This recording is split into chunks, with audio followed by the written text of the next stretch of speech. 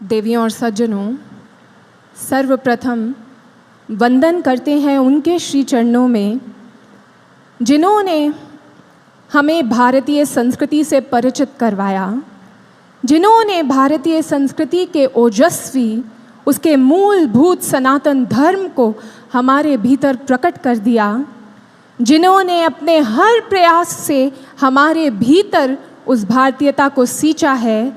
आइए उन महान सद्गुरु के श्री चरणों में सर्वप्रथम अपना वंदन अर्पित करते हैं।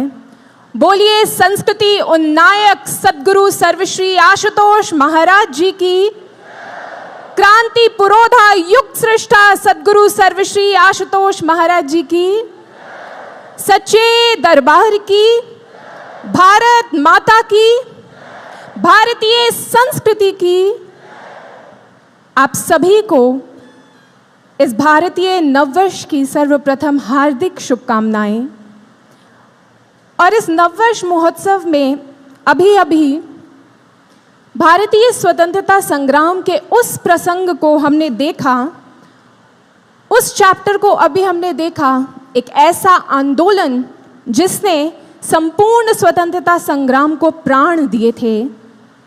और विलक्षणता इस आंदोलन की यह थी कि ये आंदोलन सड़कों पर उतर कर नहीं छेड़ा गया था, मीटिंग्स में बैठ के नहीं छेड़ा गया था, गोष्ठियां करके नहीं छेड़ा गया था, ना ही कोई पॉलिसीज को रच के छेड़ा गया था। ये आंदोलन जिसने उस स्वतंत्रता संग्राम को नव प्राणित कर दिया, ऊर्जावान बना दिया, वो आंदोलन छिड़ा था उस युग के क्रांति दीप ऋषि अरविंद के अंतर्घट से। उन्होंने अपने अंतर्घट में ब्रह्म ज्ञान की ध्यान साधना से उतरकर उस आत्म बल को, उस ब्रह्म तेज को प्रकट किया, जिस ब्रह्म तेज ने विस्तृत होकर भारत माता के ऊपर मंडराती हुई उस कालिमा का, उस असुरता का दलन किया। छोटे छोटे प्रयास, विलक्षण रंग उनमें लगने लगा, विलक्षण कार्य वो करने लगे, और देखते ही देखते वह स्वतंत्रता जो असंभव लगती थी वो संभव हो गई। भक्तों, ऋषि अरविंद ने न केवल अपने ब्रह्म तेज से, अपनी ध्यान साधना से इस भारत को स्वतंत्र करवाया, अपितु जब द्वितीय विश्व युद्ध चल रहा था तो आप जानकर हैरान होंगे कि पांडिचेरी आश्रम में बैठकर ऋषि अरविंद ने पूरे विश्व युद्ध की गति को बदल दिया। सारे राष्ट्र आपस में लड़ रहे थे, उस समय ऋषि अरविंद ने अपनी ध्यान साधना में उतरकर दिव्य दृष्टि से देखा कि विश्व पर हिटलर नाम का संकट मंडरा रहा है, और यदि हिटलर जीत गया तो इस पूरी संस्कृति और सभ्यता का विनाश होगा, इस विश्व का विनाश होगा। उस समय ऋषि अरविंद ने अपनी सकारात्मक ऊर्जाओं का पुंज उसको प्रकट किया। ये वो दौर था जब जर्मनी में होलोकॉस्ट चल रहा था, ज्यूज को जलाया जा रहा था। पेपर्स बताते हैं कि उस समय जर्मनी में नाजी जो थे, नाजी पार्टी के जो लीडर्स थे, अगुवा थे, वह तांत्रिक प्रयोग कर रहे थे। जल की खोज से लेकर देश के बड़े बड़े निर्णय, युद्ध की बड़ी बड़ी नीतियां तांत्रिक प्रयोगों से की जा रही थी। आसुरी शक्तियों का पूरा प्रभाव उस जर्मनी में दिख रहा था, और हिटलर केवल एक व्यक्तित्व नहीं था, एक अलगाववादी सोच, अहंकार से पोषित सोच, विकृत मानसिकता जो केवल और केवल मात्र खत्म करना जानती थी, उसका नाम था हिटलर। उसका प्रतिनिधि बना हुआ था। वो चाहता था कि जर्मन्स की सत्ता पूरे विश्व पर छा जाए। उसकी सोच थी कि जर्मन्स एक सुपीरियर रेस हैं, और वो सुपीरियर रेस ही इस पूरे विश्व पर अधिकार रखने का सामर्थ्य रखती है, उसका अधिकार है। और इसलिए एक न्यू वर्ल्ड ऑर्डर क्रिएट किया जाए जहां पर ना ही कोई एशियंस हो, ना ही यूरोपियंस हो, बस और बस केवल और केवल मात्र जर्मन्स हो। ऐसी सोच को लेकर वो निकला था उस विश्व युद्ध में। इसे कोई नहीं देख पा रहा था, परंतु ऋषि अरविंद ने अपनी ध्यान साधना में उतरकर अपनी दिव्य दृष्टि से देखा कि हिटलर को जो प्रेरित कर रहा है, जिसे वो अपना भगवान मानता है, जिसके शरण में जाकर हर निर्णय के लिए प्रतीक्षा करता है, वो कोई और नहीं, वो एक असुर है, नकारात्मकता का वो पुंज है, अज्ञानता का वो दैत्य है, जो उसे भ्रमित कर पूरे विश्व का विनाश कर देना चाहता है। और उस समय उनके शिष्य दर्ज करते हैं अपनी किताबों में, निरोध मरण और A.B. पुरानी, उन्होंने दर्ज किया है अपनी किताबों में कि उस समय ऋषि अरविंद ध्यान की गहरी साधना, ध्यान की गहराइयों में उतर जाते थे, एकांत में घंटों घंटों ध्यान करते थे। और फिर वह समय आया जब हिटलर ने एक बहुत बड़ी गलती की। उसने रशिया पर अटैक कर दिया और रशिया के साथ जब युद्ध कर रहा था तो वो समय भी आ गया कि जब उसकी सेना सर्बिया की ठंड को नहीं सह पाई और हिटलर की सेना परास्त हुई और वहीं से जर्मनी का डाउनफॉल शुरू हो गया। द्वितीय विश्व युद्ध में जर्मनी हार गया और हिटलर के सारे मंसूबे, यहाँ तक कि उसका जीवन भी खत्म हो गया। स्थूल दृष्टि से जब लोगों ने इस घटना को पढ़ा, समझने का प्रयास किया, तो वो स्तब्ध रह गए। How is it possible? वो हिटलर ऐसा निर्णय कैसे ले सकता है? लेकिन जब कार्य करने वाली सूक्ष्म चेतना हो तो फिर ऐसी गलतियां हुआ करती हैं। बहुत वर्षों बाद ऋषि अरविंद की प्रथम शिष्या, जिन्हें श्रीमा कहा जाता है, उन्होंने अपनी इवनिंग टॉक्स में इस रहस्य को खोल दिया कि वह हिटलर जो उस असुर की दिशा निर्देश पर हर कार्य करता था, मैंने और श्री अरविंदो ने ध्यान की गहराइयों में उतरकर अपने सकारात्मक पुंज को वहां भेजा और स्वयं उस दैत्य के पहुंचने से पहले जाकर हिटलर को आदेश दिया, now is the time for final victory, go and conquer Russia. मात्र 2 दिनों में हिटलर रशिया पर अटैक करता है और उसका सारा प्लान ध्वस्त हो जाता है, उसका जीवन खत्म हो जाता है। भक्तों, ये है ब्रह्म ज्ञान की ध्यान साधना का प्रभाव। एक छोटे से आश्रम में बैठकर कैसे एक महायोगी पूरे विश्व की चेतना को नियंत्रित कर सकता है और उसका रुख परिवर्तित कर सकता है, ऐसी महान है ब्रह्म ज्ञान की साधना, ऐसा महान है उसका बल। किसी ने ऋषि अरविंद को कहा था, जब वो अलीपुर की जेल से बाहर निकले, लोगों ने ताने कसे और कहा, देखो अध्यात्म ने एक योद्धा को योगी बना दिया है। उस समय ऋषि अरविंद ने उन्हें उत्तर देते हुए कहा था, जो तुम कहते हो कि अध्यात्म ने मुझे योगी बना दिया है, हाँ मैं योगी बन गया हूं, परंतु मैंने अपने अस्त्र शस्त्र त्यागे नहीं हैं। उस ब्रह्म ज्ञान की साधना से, उस योग साधना से मैंने अपने अस्त्र शस्त्रों को और भी तीक्ष्ण कर लिया है और अब मेरे अस्त्र शस्त्र ऐसे बन गए हैं कि वो सीधा जाकर मर्म स्थल को भेदेंगे, उस लक्ष्य को पूरी तरह भेद कर संकटों को जड़ों से खत्म कर देंगे।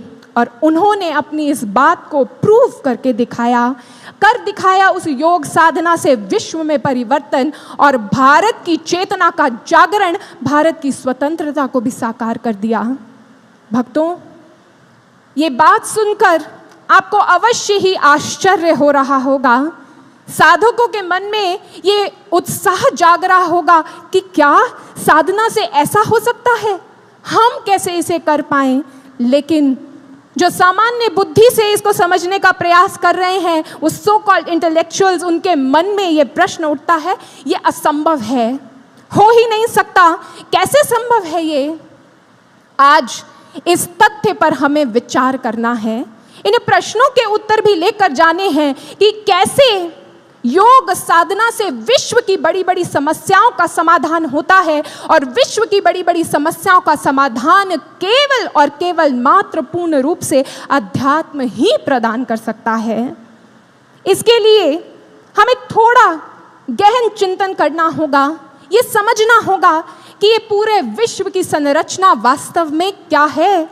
हमें ये समझना होगा कि इस विश्व में मानव का क्या रोल है और कैसे ध्यान साधना के प्रयोगों से, ध्यान साधना से इस विश्व का रूपांतरण संभव है।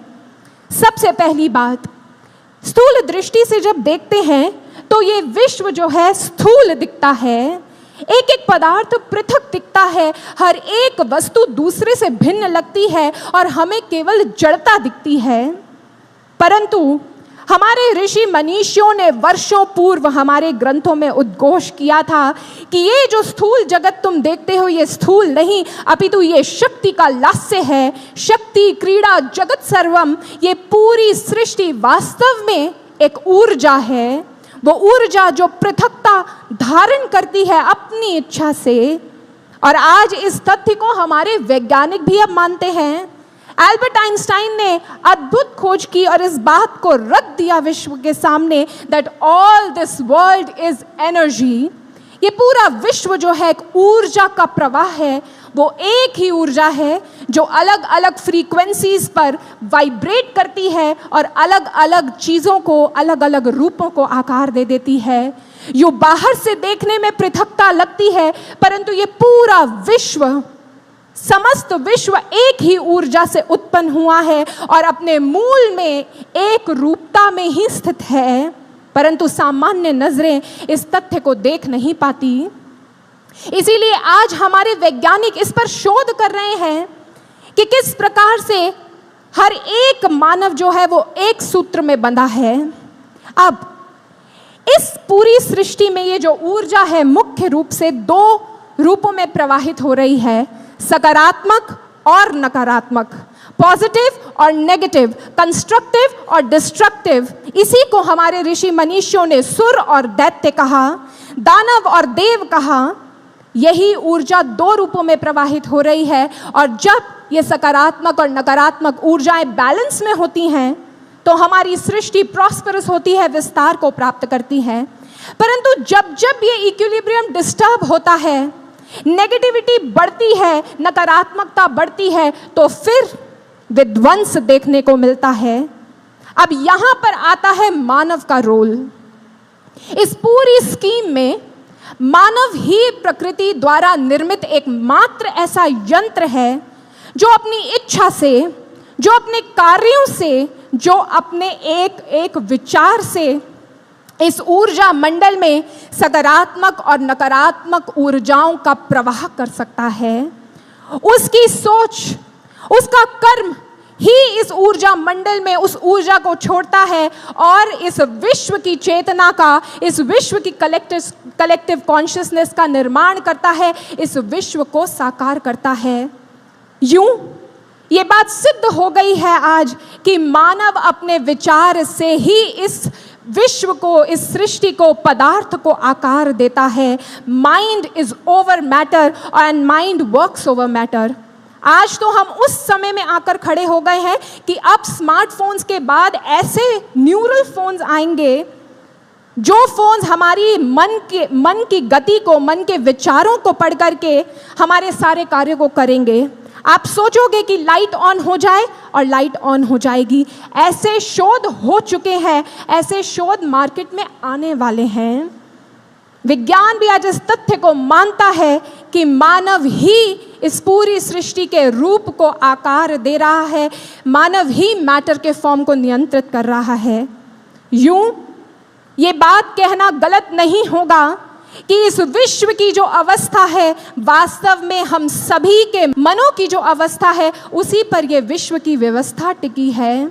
आज अगर विश्व में समस्याएं हैं, आज अगर विश्व में प्रॉब्लम्स हमें दिख रही हैं, अगर आतंकवाद, लड़ाई झगड़े, वॉर्स बढ़ रहे हैं, तो उसका कारण यह है कि मानव मन जो है नकारात्मक ऊर्जाओं का प्रवाह कंसिस्टेंटली छोड़ रहा है इस ऊर्जा मंडल में। और हमारे वैज्ञानिकों ने इस तथ्य को प्रमाणित किया। उन्होंने इस बात को रीड किया ऑरा साइंस के माध्यम से कि जब मानव ईर्ष्या, द्वेष, दंभ, स्वार्थ ऐसे विचारों में लिप्त होता है तो उसके इलेक्ट्रिकल फील्ड में negative vibrations, low energy waves produce होती हैं और वो नेगेटिव वाइब्रेशंस को विश्व में छोड़ता है। और वहीं जब उसके अंदर पॉजिटिव थॉट्स, प्रेम, सौहार्द, करुणा, क्षमाशीलता, ये सब प्रवाहित होता है। जब वो इसका चिंतन करता है तो वह हाई फ्रीक्वेंसी वेव्स को, सकारात्मक तरंगों को ऊर्जा मंडल में छोड़ता है।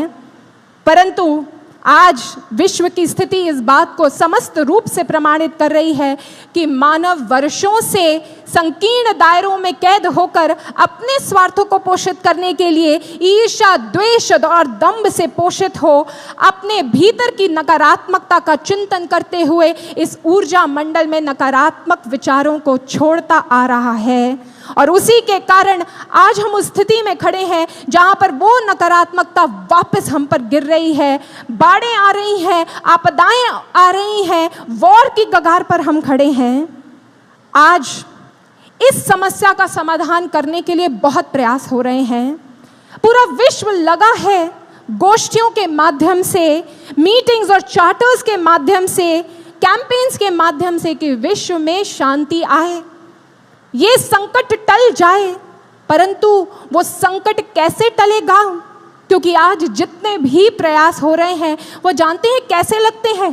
वो प्रयास ऐसे लगते हैं कि जैसे एक समुदाय ने पता लगा लिया हो कि अंधेरे के कारण उनके जीवन में समस्या है और वह गोष्ठियों में करके ये बात कह रहे हो कि अंधेरा बुरा है, अंधेरे को बाहर निकाल फेंको, अंधेरे को खत्म करना होगा, अंधेरे में हम जी नहीं सकते।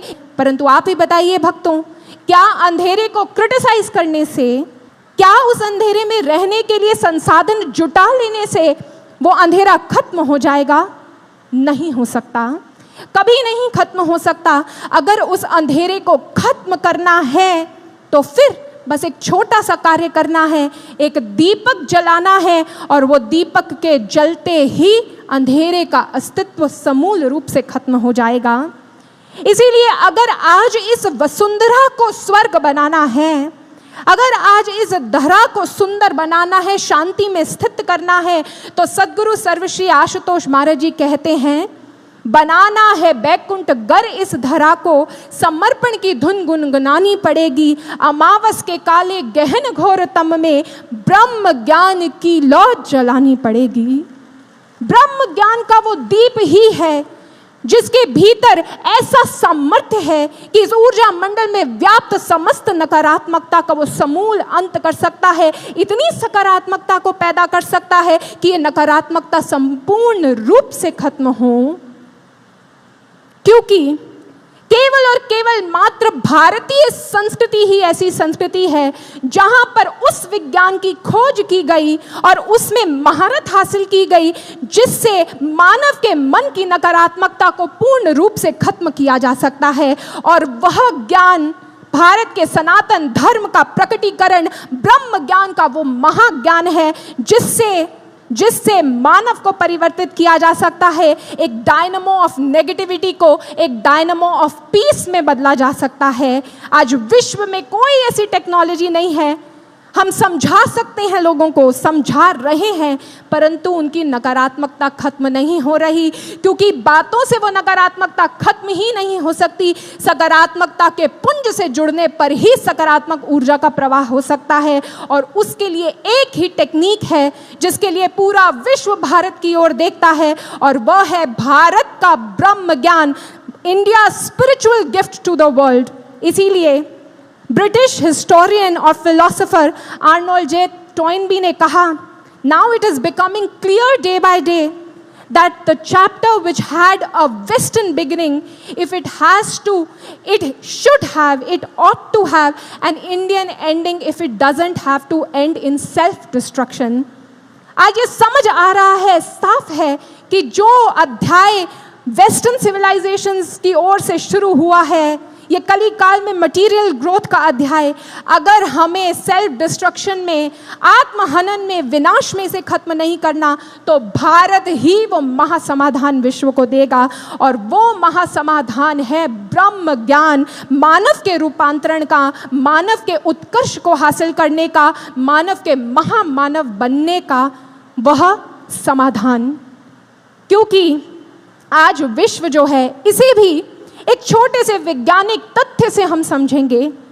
योगानंद परमहंस जी ने अपनी ऑटोबायोग्राफी के 40वें चैप्टर में लॉ ऑफ मिरेकल्स लिखा जिसमें वो समझा रहे हैं किस प्रकार से एक योगी एक स्थान पर रहकर पूरे विश्व को नियंत्रित कर लेता है, एक स्थान पर रहकर दूसरे स्थान पर भी प्रकट हो जाता है, पूरे विश्व को रूपांतरित करने का सामर्थ्य रखता है। उसमें वो बता रहे हैं कि ये कैसे संभव होता है। जिस सकारात्मक ऊर्जा की आज हमारे विश्व को ज़रूरत है, वो सकारात्मक ऊर्जा का प्रवाह कैसे पैदा हो। आज नकारात्मकता इतनी बढ़ गई है कि एक योगी के तप से भी बात नहीं बनने वाली। ऋषि अरविंद ने अकेले योग साधना की थी और हिटलर को रोका था। आज तो एक नहीं, दो नहीं, असंख्य ऐसे योगियों की आवश्यकता है जो इस पूरे विश्व मंडल की नकारात्मकता को ओवरराइड कर ले अपनी सकारात्मक ऊर्जा से। तब ही होगा युग का परिवर्तन। और भक्तों, ये हमारा सौभाग्य है और गर्व का विषय है हमारे लिए कि सद्गुरु सर्वश्री आशुतोष महाराज जी का महान सानिध्य हमें प्राप्त हुआ है, जिन्होंने न केवल हमारे भीतर उस ब्रह्म ज्ञान को रोपित किया, अपितु योग की परम अवस्था समाधि को भी हमारे समक्ष स्वयं समाधि धारण करके रख दिया। भक्तों, लेकिन महाराज जी का आह्वान है, ये समय हमारा आह्वान आज कर रहा है, जिन्हें उस ब्रह्म ज्ञान की दीक्षा मिली है, ये विश्व उसकी ओर देख रहा है और ये समय उन ब्रह्मज्ञानियों से मांग कर रहा है, उठ खड़े हो साधको, विश्व को नव प्राण दो, मोह निद्रा त्याग कर जाग कर श्रमदान दो। सो रहे थे कब से तुम यूं आत्म बल को क्षीण कर, सत्यता से फेर दृष्टि अस्तित्व को विच्छीन कर, आत्मदर्शन की शिला पर अब नया आकार लो, उठ खड़े हो साधको, विश्व को नव प्राण दो। छोड़ काम और वासना, बस शक्ति का विस्तार कर, अध्यात्म के प्रकाश से अज्ञानता का नाश कर, साधना के आधार पर सुचरित्र निर्माण हो, उठ खड़े हो साधको, विश्व को नव प्राण दो। स्वार्थ से परमार्थ पथ की यात्रा प्रारंभ कर, शक्ति को पहचान अपनी विश्व का कल्याण कर, शांति की नव स्थापना में स्वार्थ का बलिदान हो, उठ खड़े हो साधको, विश्व को नव प्राण दो। त्याग भय की भावना उत्कर्ष को अब प्राप्त कर, उत्साह और एकाग्रता से बड़ लक्ष्य को साध कर, हार संभव है नहीं, सात जब पर ब्रह्म हो, उठ खड़े हो साधको, विश्व को नव प्राण दो। उठ खड़े हो साधको, विश्व को नव प्राण दो, मोह निद्रा त्याग कर जाग कर श्रमदान दो। ये समय हमारे उठने की प्रतीक्षा कर रहा है, ये समय हमारे श्रम की प्रतीक्षा कर रहा है। हमें उठना है इस विश्व के लिए, क्योंकि महर्षि ने एक बार कहा था, जिस शांति सौहार्द प्रेम बंधुत्व की मांग ये विश्व कर रहा है, ये तो वो फल है जो ब्रह्म ज्ञान के वृक्ष पर लगते हैं। महर्षि ने उस ब्रह्म ज्ञान के बीज को हमारे भीतर रोपित किया है। और महाराज जी का बार बार ये कहना कि साधना करो, वो इसलिए कि जब हम अपने अंतर घट में उतर कर अपने जीवन को साध लेंगे, स्वयं को साध लेंगे, अपने घट में उतर कर उस परम चेतना के साथ एकाकार को स्थापित करेंगे, हमारे भीतर ही जब वो ब्रह्म ज्ञान का वृक्ष पल्लवित होगा, तो ये विश्व एकता, सद्भावना, बंधुत्व इन सब को प्राप्त करेगा। आज हमें संगठित होना है इस विश्व को उस ऊर्जा को प्रदान करने के लिए, क्योंकि वर्षों पहले कुछ फिलोसोफर्स ने एक तथ्य को खोजा। वो तथ्य उन्होंने कितना सिद्ध किया ये तो मैं नहीं जानती, लेकिन ये तथ्य हमसे कुछ ज़रूर कह रहा है। उन्होंने इस तथ्य को एक फॉर्मूला निकाला कि अगर इस कलेक्टिव कॉन्शियसनेस को पूरी तरह बदलना है, तो इस पूरे विश्व की 1% जनसंख्या का स्क्वायर रूट अगर कर दिया जाए और उतने लोग एक भावना से एक लक्ष्य पर एकाग्र होकर ब्रह्म ज्ञान की ध्यान साधना कर एक पूर्ण सद्गुरु के सानिध्य और कृपा से जब साधना रत होंगे, तो विश्व की चेतना में ऐसा उछाल आएगा और देखते ही देखते ये युग जो कलयुग की कालिमा में डूबा हुआ है, ये सत्युग के आनंद को प्राप्त करेगा। उनके प्रयोग कितने सत्य हुए मैं नहीं जानती, लेकिन यह आह्वान है हम सब के लिए। हम ही तो वो ब्रह्मज्ञानी साधक हैं जिन्हें सद्गुरु सर्वश्री आशुतोष महाराज जी ने ब्रह्म ज्ञान दिया है। और आज समय आ गया है जब हमें अपनी सामूहिक साधना और अपनी जीवन की शूद्रताओं का त्याग करके इस विश्व को नव प्राणित करना है, इस विश्व का प्राण है आत्मबल, अध्यात्म बल, उस ब्रह्म चेतना को अब जागृत करना है। ऋषि अरविंद ने यही कहा था, to bring back Satyug, bring back Brahm Tej and make it general, because in Satyug everyone had that Brahm Tej. आज सत्युग को लाना है तो अब अपनी अंतर चेतना में शिखर को छूना होगा। ये मांग समय हमसे कर रहा है भक्तों, समय की ये मांग है। आज ऋषि अरविंद जिनका प्ले हमने देखा, वो ऋषि अरविंद ने इस आध्यात्मिक ऊर्जा को कैसे प्रवाहित किया। जब उनके जीवन में विष्णु भास्कर लेले जी आए थे, उन्हें ब्रह्म ज्ञान की दीक्षा दी थी, उसके बाद ब्रह्म ज्ञान मिला तो ऋषि अरविंद ने भी एक संकल्प धारण किया, चाहे ये विश्व मेरा कितना भी मजाक उड़ा ले, चाहे उस नर्क के सारे दुख मुझ पर टूट पड़े, लेकिन मेरा ये संकल्प है कि मैं तब तक नहीं रुकूंगा जब तक मैं अपने लक्ष्य को प्राप्त नहीं कर लेता। मुझे उस अति मानसिक चेतना को, उस दिव्यता को खोजना है, अपनी महानता को सिद्ध करने के लिए नहीं, अपितु इस विश्व के कल्याण के लिए, इस माँ भारती के कल्याण के लिए। ऐसा संकल्प अब हमें भी लेना है।